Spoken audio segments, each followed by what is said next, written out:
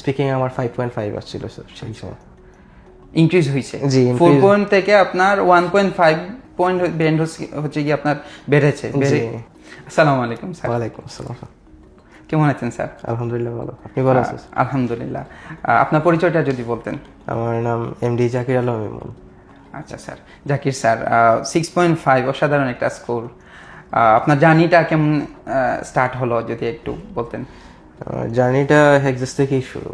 হেক্সাস থেকে ইনফ্লুয়েন্স হয়েছি, তারপর তাদের ভিডিও এবং পোস্টগুলা সামনে আসতো, তো সেখান থেকেই হেক্সাসে ভর্তি হওয়ার প্ল্যানিংটা শুরু হলো। তারপর অক্টোবরে এইচএসইউ কোর্সে ভর্তি হলাম, যাতে ইন্টেন্স একটা প্র্যাকটিসের মাধ্যমে আমি মেইন এক্সামে বসতে পারি। অক্টোবরে 12 তারিখ থেকে আমার ক্লাস শুরু হয় এবং নভেম্বরে 1 তারিখে শেষ হয়, এবং নভেম্বরে 15 তারিখে আমি মেইন এক্সামে দিই এবং আমার এই স্কোরটা আসে। এইচএসইউ কোর্সটা করছেন। আমাদের মেইন কোর্সটা কি করা হয়েছে আইএলস একাডেমিকে? মেইন কোর্সটা 2023-এ করেছিলাম। 2023-এর আমাদের স্টুডেন্ট আপনি। আচ্ছা, সো বর্তমান সালে হচ্ছে কি আপনি আমাদের এইচএসইউ কোর্সটা করছেন। আপনার মেইন কোর্স আর করার প্রয়োজন হয় না। আচ্ছা, ঠিক আছে।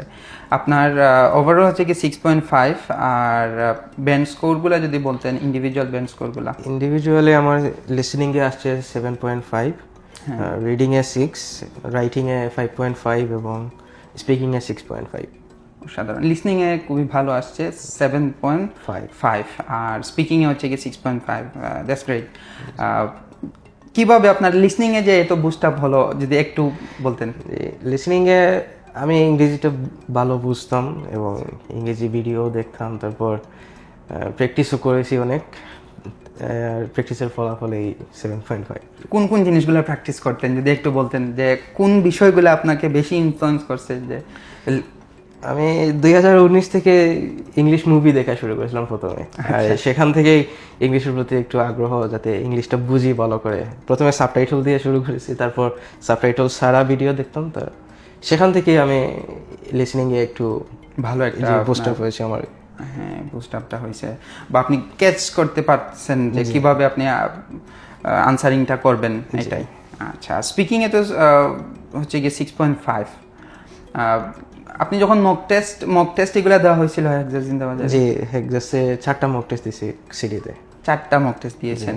মক টেস্টগুলোতে কেমন রেজাল্ট আসতো আপনার? মক টেস্টগুলোতে আমার স্কোর গ্রাজুয়ালি বাড়ছে। যেমন প্রথম মক টেস্টে আমার ওভারঅল 5 পয়েন্ট ছিল এবং স্পিকিংয়ে আমার সবচেয়ে কম ছিল, 4 পয়েন্ট ছিল। 4 পয়েন্ট ছিল। যে প্রথম তো মক টেস্ট, তাই একটু নার্ভাস ছিলাম এবং ভালোভাবে আনসার করতে পারিনি। স্যারের ফিডব্যাকগুলো আমাকে অনেক হেল্প করছে, যাতে আমি সামনের মক টেস্টে আবার 7 দিন পরে আবার দিয়েছি। 1 সপ্তাহ পরে আবার দিয়েছেন। প্রথম মক টেস্ট দেওয়ার পরে 7 দিন আপনি গ্যাপ নিয়েছেন, তারপর আবার একটা মক টেস্ট দিয়েছেন। তো স্পিকিং আমার 5.5 আসছিল স্যার সেই সময়।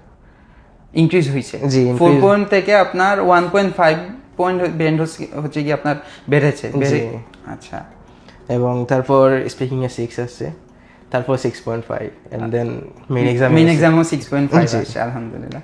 তো হিউজ একটা আপনার ডিফারেন্ট, প্রায় আপনার 2.5 হচ্ছে কি স্কোর আপনার ইনক্রিজ হয়েছে প্রথম মক টেস্ট থেকে আপনার মেইন এক্সাম পর্যন্ত। অসাধারণ। আর লিসনিংয়েও তো বলছেন যে আপনার 7.5, ওইটাতে কেমন আসছিল প্রথমে? প্রথম মক টেস্টে আমার লিসনিংয়ে 5.5 আসছিল এবং তারপর 6.5 এবং 6.5 কন্টিনিউ ছিল লাস্ট মক টেস্ট পর্যন্ত। আচ্ছা, ভালো। আমাদের যে অ্যাডমিন টিম এবং ফ্যাকাল্টি টিম আপনাকে কেমন সাপোর্ট দিয়েছেন? সাপোর্ট ফুললি আমি পাইছি, যে সময় আমার দরকার ছিল। যেমন আমি রিডিংয়ে একটু হার্ড টাইম ফেস করতেছিলাম, তো মাহিয়া ম্যাম এবং তানজিল স্যার তারা একটু হেল্প করছেন, আর ইনস্ট্রাক্টর তো ছিলেন, তারাও ফুললি হেল্প করেছেন, ক্লাসে বুঝিয়ে দিতেন ভালো করে। তো এইগুলা মোটিভেট করেছে যাতে সামনে ভালো করা যায়, এর জন্য খুবই ভালো। আপনার যদি কোনো টিপস থাকে যে সামনে যারা এক্সাম দেবেন কিভাবে প্র্যাকটিস করা যায় যদি একটু বলতেন।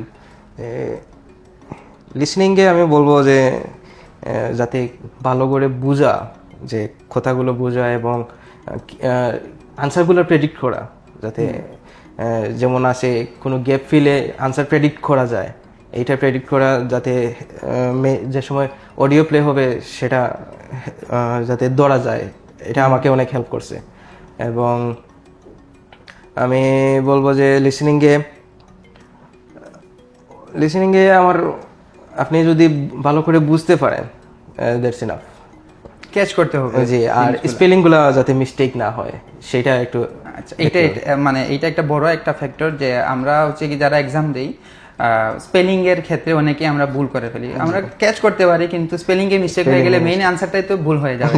এটা অনেকের মাথায় থাকে না। এটা একটা বড় একটা ফ্যাক্টর যেটা আমরা এক্সাম দেব, আমাদের হচ্ছে খেয়াল রাখতে হবে যে সব সময় যেন আমাদের স্পেলিং মিস্টেক যেন না হয়। স্পেলিং এর উপর একটু জোর দিলে আমাদের আনসারগুলা কারেক্ট হবে। কারণ আমরা অনেকেই আছে যে সব ইনফরমেশনগুলো জানি, আবার ক্যাচও করতে পারি মেইন আনসারগুলো কোনটা হয়েছে, কিন্তু ওই যে একটা এর জায়গায় দিয়ে দিলেই তো সমস্যা হয়ে যায়। আমার এই মেইন এক্সামে আমার 2টা স্পেলিং মিস্টেক হয়েছে, তাহলে আমার হয়তো 8 পয়েন্ট আসতো। 2টা মিস হওয়ার পর আলহামদুলিল্লাহ 7.5 আসে, খুবই অসাধারণ।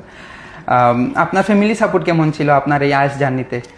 আলহামদুলিল্লাহ ফুলি সাপোর্ট পেয়েছি A to Z, যাতে আমার স্কুলটা ভালো আসে এবং এনভায়রনমেন্ট তারা ক্রিয়েট করেছিলেন যাতে কোনো সমস্যা না হয়। আচ্ছা, আপনার প্র্যাকটিসের টাইমিং কেমন ছিল? কত সময় আপনি পড়েছেন? একটা কোনো রুটিন করেছেন কি না? বা রুটিন তেমন করি নাই, যেমন আমি লিসেনিং 2টা টেস্ট, রিডিং 2টা টেস্ট এবং রাইটিং টাস্ক 1 টাস্ক 2, আর স্পিকিং এর জন্য 30 মিনিটস দেখছে না। স্পিকিং এর জন্য 30 মিনিটস? জি, অনলি 30 মিনিটস? যে অনলি 30 মিনিটস আমি প্র্যাকটিস করতাম। Nice one. খুবই ভালো লাগলো আপনার সাথে কথা বলে। আশা করি আপনার এই যে ইনফরমেশনগুলো আমাদের সাথে শেয়ার করছেন, আমাদের যারা স্টুডেন্ট আছেন তাদের অনেকেরই হেল্প হবে এগুলা। আর আপনার জন্য শুভকামনা রইল। আশা করি ফিউচার আপনার অনেক ব্রাইট হবে। আল্লাহ হাফেজ, ইনশাল্লাহ দেখা হবে আবার।